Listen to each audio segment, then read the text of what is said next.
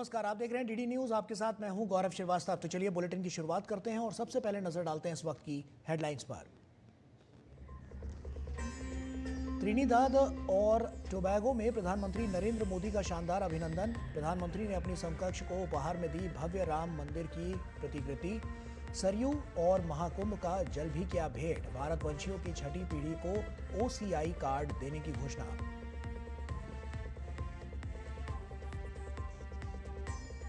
प्रधानमंत्री मोदी को दिया जाएगा त्रिनिदाद टोबैगो का सर्वोच्च नागरिक सम्मान। प्रधानमंत्री कमला प्रसाद बिसेसर ने प्रधानमंत्री मोदी को बताया सर्वाधिक सम्मानित नेता। आज दोनों देशों के बीच होगी द्विपक्षीय वार्ता।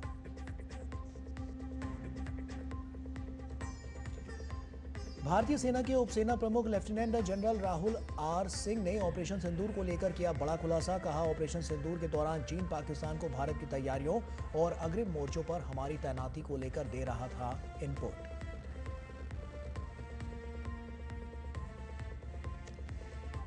एनटीए ने CUET UG की परीक्षा परिणाम किए घोषित। रिजल्ट के आधार पर छात्र 46 केंद्रीय विश्वविद्यालयों समेत 239 विश्वविद्यालयों के अंडर ग्रेजुएट कोर्सेज में छात्र ले सकते हैं दाखिला।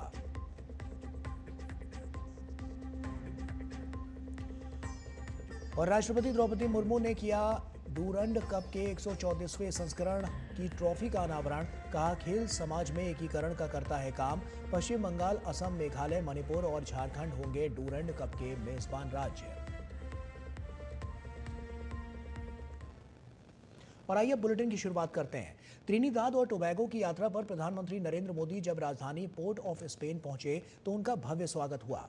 प्रधानमंत्री ने भारतीय समुदाय के विशाल जनसमूह को भी संबोधित किया। पीएम को त्रिनिदाद और टोबैगो के सर्वोच्च नागरिक सम्मान से नवाजा जाएगा।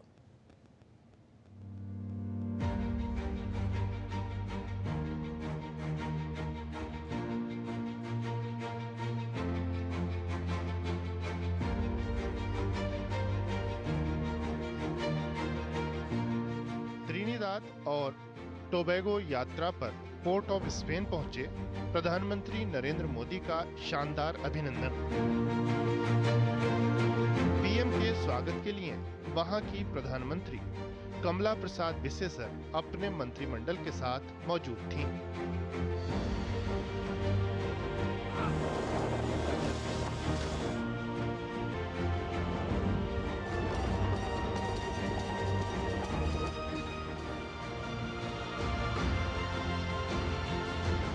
परंपरागत अंदाज और गर्मजोशी से भरे अभिनंदन के बाद पीएम होटल पहुंचे तो वहां भी भारतीय समुदाय उमड़ पड़ा। भोजपुरी चौताल प्रस्तुति ने इन पलों को और यादगार बना दिया।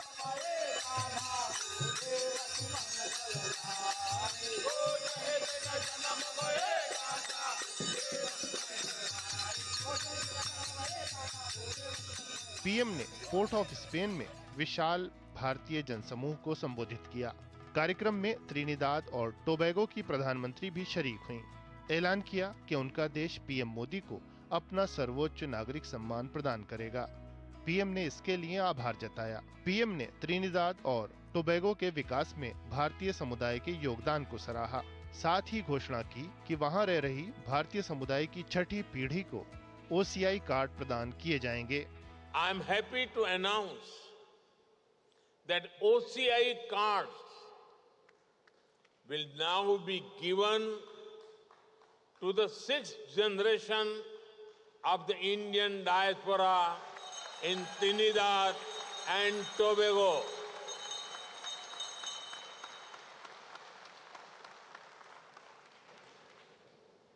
You are not just connected by blood or surname. You are connected by belonging. India looks out you. India welcomes you. And India embraces you. PM ने अर्थव्यवस्था से अंतरिक्ष विज्ञान तक भारत की शानदार प्रगति की चर्चा की। पीएम कमला प्रसाद बिसेसर की बिहार की जड़ों का जिक्र करते हुए प्रधानमंत्री मोदी ने उन्हें बिहार की बेटी कहा। बिहार की विरासत भारत के साथ ही दुनिया का भी गौरव है। लोकतंत्र हो, राजनीति हो, कूटनीति हो, हायर एजुकेशन हो, बिहार ने सदियों पहले दुनिया को ऐसे अनेक विषयों में नई दिशा दिखाई थी। पीएम कमला प्रसाद बिसेसर ने प्रधानमंत्री नरेंद्र मोदी के नेतृत्व को सराहा। उन्होंने पीएम मोदी को विश्व का सर्वाधिक सम्मानित नेता बताया। Prime Minister Modi, you are a transformational force who has refined governance of India and positioned your country as a prominent and dominant global power. प्रधानमंत्री मोदी ने पीएम कमला प्रसाद बिसेसर को अयोध्या के भव्य राम मंदिर की प्रतिकृति भेंट की। पीएम ने महाकुंभ के दौरान प्रयागराज के त्रिवेणी संगम से लिया गया पवित्र जल और अयोध्या की सरयू नदी का जल भी उन्हें भेंट किया। आदित्य श्रीवास्तव के साथ ब्यूरो रिपोर्ट, डीडी न्यूज। और वहीं त्रिनिदाद और टोबैगो के बाद प्रधानमंत्री नरेंद्र मोदी अर्जेंटीना के 2 दिवसीय दौरे पर रहेंगे। प्रधानमंत्री की यात्रा भारत और अर्जेंटीना के बीच बहुआयामी रणनीतिक साझेदारी को और गहरा करेगी, जिसमें भारत अर्जेंटीना साझेदारी को और बढ़ाने के तरीकों पर चर्चा की जाएगी। आइए देखते हैं हमारे संवाददाता की ये खास रिपोर्ट।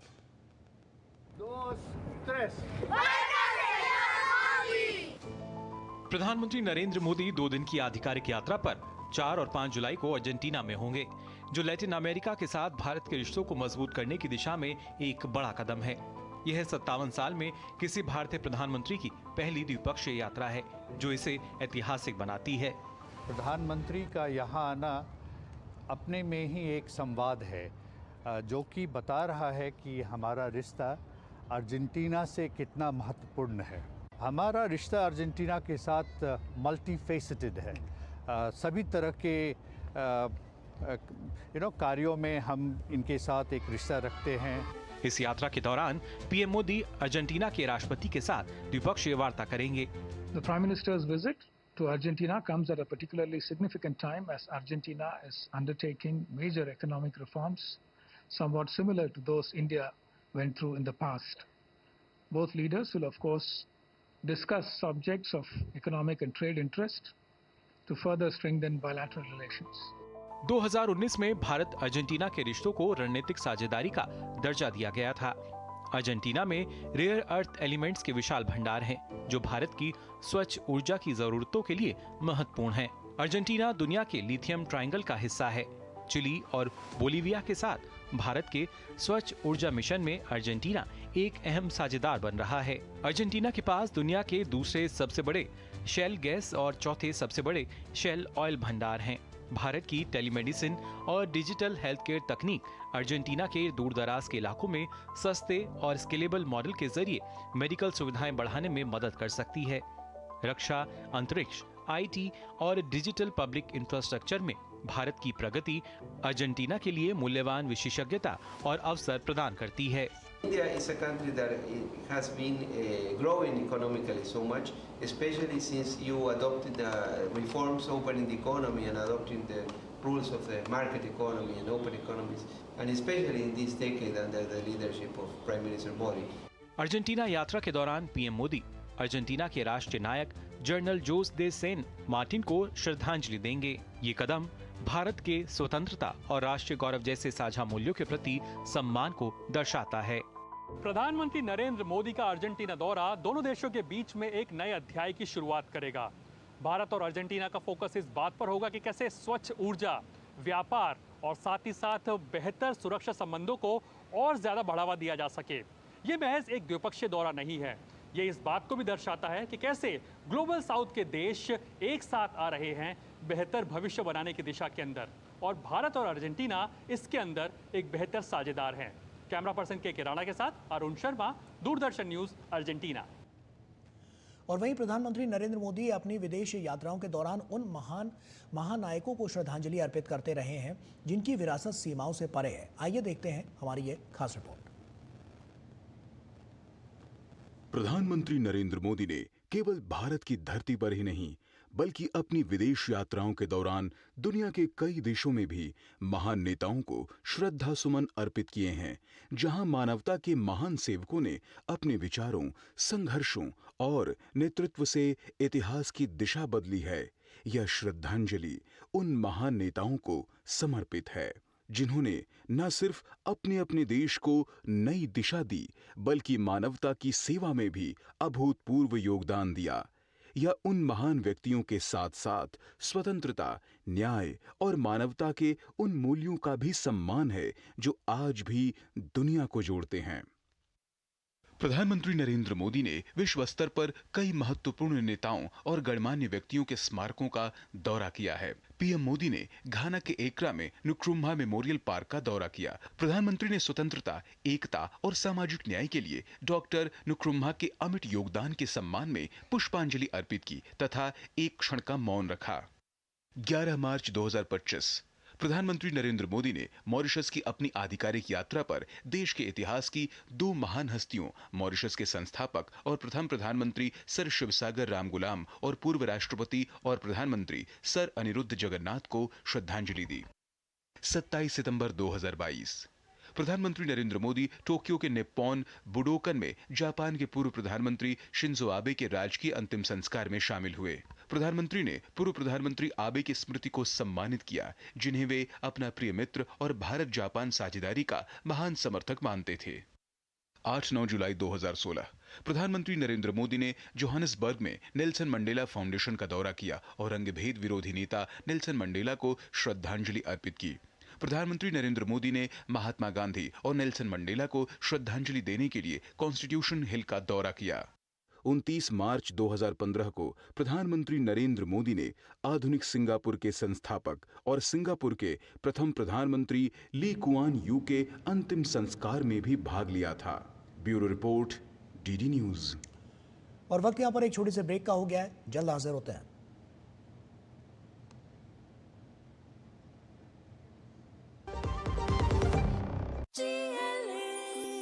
जो लक्ष्य चुना था समझ आने लगा है। जीएलए यूनिवर्सिटी, उच्च लक्ष्य की निश्चित प्राप्ति। मेरी पसंद, मेरी पसंद, मेरी पसंद, मेरी पसंद, हमारी पसंद, हम सबकी पसंद। मजबूत देश का मजबूत सरिया हो गया स्टील। ब्रेक के बाद एक बार फिर से आप सभी का स्वागत है। हाल ही में टीएमसी की एक रैली में प्रचार के दौरान टीएमसी विधायक सावित्री मित्रा की हिंदू विरोधी टिप्पणी पर भाजपा हमलावर है। बीजेपी ने टीएमसी विधायक सावित्री मित्रा पर हमला बोलते हुए कहा कि सनातन धर्म का खुलेआम मजाक उड़ाना, गीता का अपमान करना और वोट बैंक की राजनीति करना ये टीएमसी का असली चेहरा है। ये सिर्फ हिंदुओं का अपमान नहीं है, ये हमारी संस्कृति, हमारी परंपराओं और हमारी पहचान पर सीधा हमला है। टीएमसी को 2026 में इसकी कीमत चुकानी पड़ेगी। अजहरुद्दीन ओवैसी की पार्टी एआईएमआईएम के महागठबंधन में शामिल होने संबंधी पत्र राष्ट्रीय जनता दल प्रमुख लालू प्रसाद को लिखे जाने के मुद्दे पर लोजपा रामविलास प्रमुख और केंद्रीय मंत्री चिराग पासवान ने आरजेडी पर हमला किया है। केंद्रीय मंत्री चिराग पासवान ने एआईएमआईएम के प्रदेश प्रमुख की आरजेडी प्रमुख को चिट्ठी लिखे जाने पर कहा कि उन्हें इसकी जानकारी तो नहीं है, लेकिन जिस मुस्लिम वोट पर आरजेडी और उसके नेता अपना आधिपत्य मानते हैं वो पहले से ही बिखर रहा है। उन्होंने कहा कि जिस मुस्लिम यादव समीकरण के सहारे आरजेडी सांप्रदायिकता और जातिवाद को बढ़ावा देकर आगे बढ़ रहा था, आज उसी समुदाय के लोगों को ये एहसास हो रहा है कि उन्हें महज वोट बैंक बनाया जा रहा है। अब वे खुद को इस्तेमाल नहीं होने देना चाहते। पत्र लिखा है, पत्र लिखवाया गया है, मुझे नहीं पता। मुसलमान वोट जिस पे राष्ट्रीय जनता दल और उनके नेता अपना आधिपत्य मानते हैं, उसमें बिखराव तो देखने को मिल ही रहा। पिछले विधानसभा के चुनाव में भी अगर नहीं बिखराव होता तो ओवैसी जी की पार्टी, अब वो बात अलग है कि बाद में वो विधायक कहाँ गए नहीं गए, पर कैसे वो जीतते, तो उन वोटों में बिखराव तो हो ही रहा है। हकीकत है आज की तारीख में जिस एमवाई समीकरण पर राष्ट्रीय जनता दल सांप्रदायिकता और जातीयता को बढ़ावा देकर आगे बढ़ रही थी, आज की तारीख में उसी समाज के लोग इस बात को समझ रहे हैं कि उनको सिर्फ वोट बैंक बनाया जा रहा है और उनका सिर्फ निरंतरता में इस्तेमाल किया जा रहा है। और अब वो अपने आप को इस्तेमाल होने नहीं देना चाहते। और केंद्रीय गृह मंत्री अमित शाह ने महाराष्ट्र के पुणे में जयराज स्पोर्ट्स एवं कन्वेंशन सेंटर का उद्घाटन किया। जयराज स्पोर्ट्स एवं कन्वेंशन सेंटर श्री पूना गुजराती बंधु समाज द्वारा निर्मित किया गया है। कार्यक्रम के दौरान वरिष्ठ नेतागण और अधिकारीगण उपस्थित रहे। अमित शाह ने कार्यक्रम के दौरान पुणे के गुजराती बंधु समाज को शुभकामनाएं दी। उन्होंने कहा कि यह पूरे देश में गुजराती समाज का सबसे सुंदर भवन है। ये पुण्य नगरी पूरे देश में ज्ञान, राष्ट्रवाद, सामाजिक चेतना और स्वतंत्रता के लिए एक तरह का संघर्ष है। उन्होंने बताया कि तत्कालीन मुख्यमंत्री और वर्तमान प्रधानमंत्री नरेंद्र मोदी ने समस्त गुजराती समाज के भवन के लिए 5 करोड़ रुपए का अनुदान दिया था।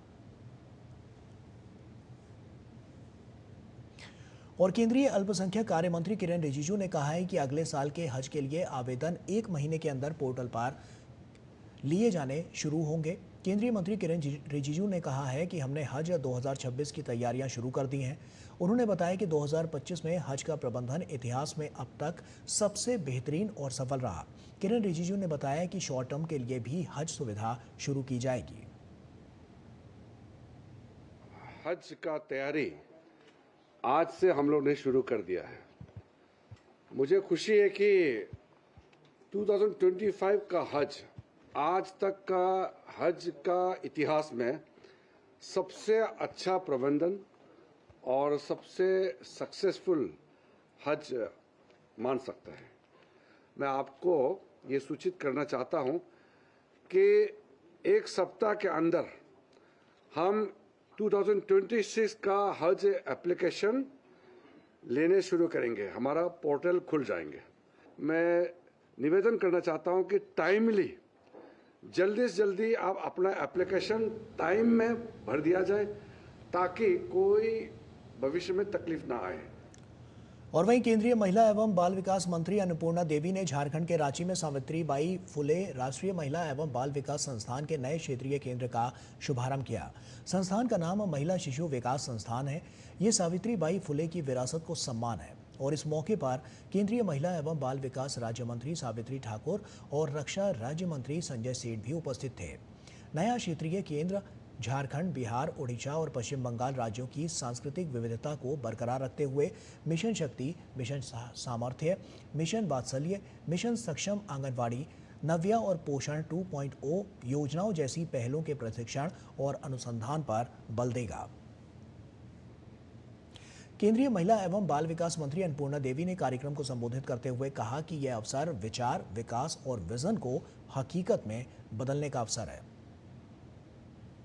अवसर सिर्फ एक उद्घाटन का नहीं है, बल्कि यह एक विचार, एक विश्वास और एक विजन को हकीकत में बदलने का भी दिन है।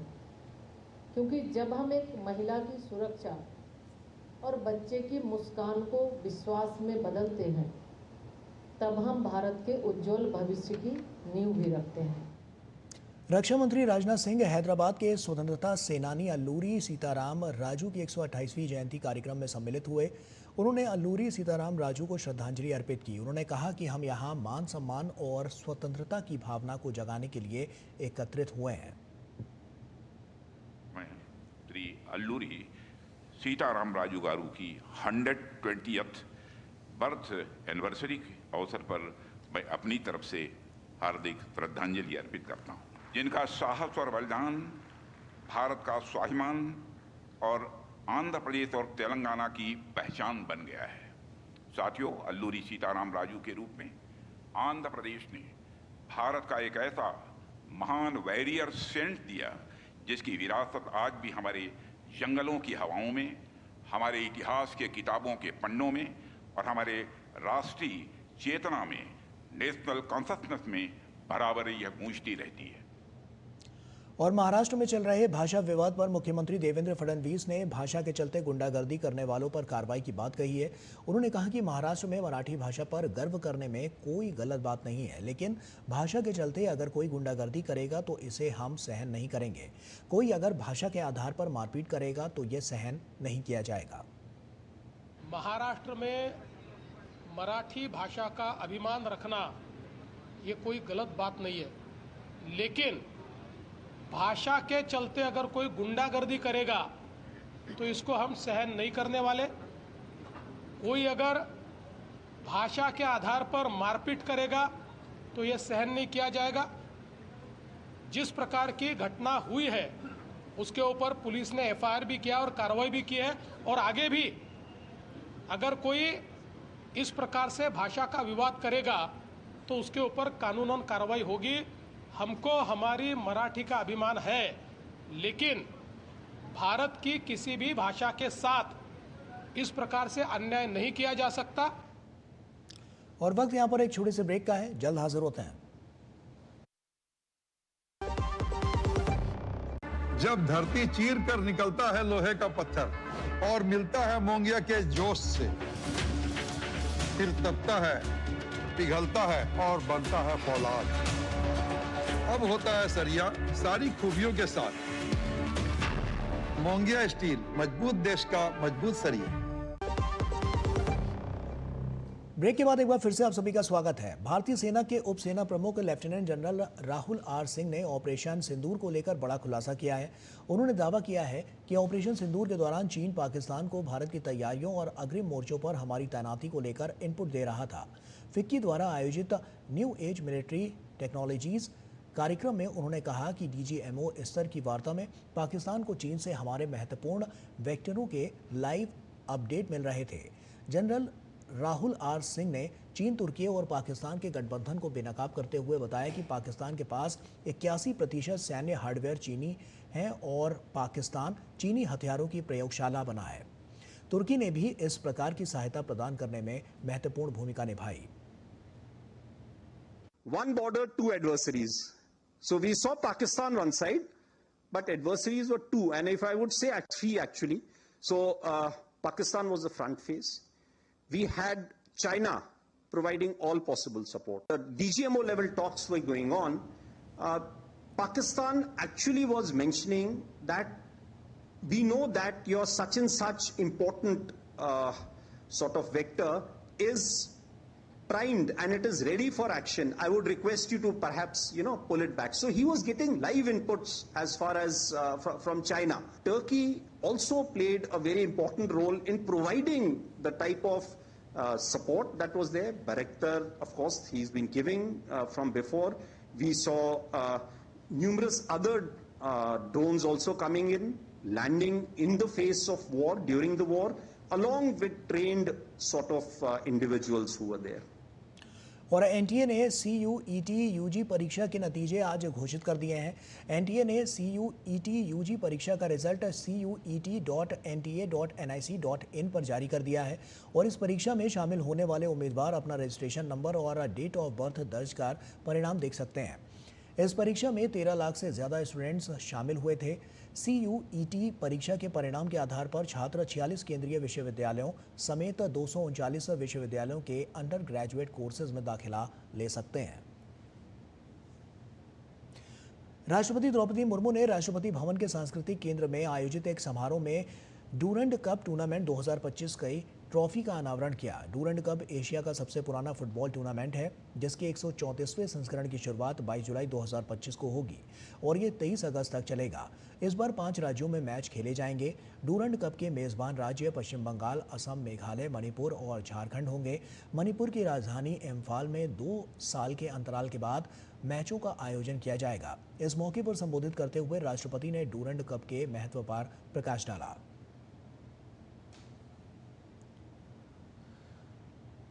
फुटबॉल की परंपरा का एक प्रतीक है। मुझे अवगत कराया गया है कि डूरंड कप एशिया का सबसे पुराना फुटबॉल टूर्नामेंट है। अनेक उत्कृष्ट फुटबॉल टीम में इस टूर्नामेंट का भाग लिए हैं। इस बार डूरंड कप पूर्वी और उत्तर पूर्वी भारत में आयोजित किया जा रहा है। भारत के इन क्षेत्रों में फुटबॉल अत्यंत लोकप्रिय है।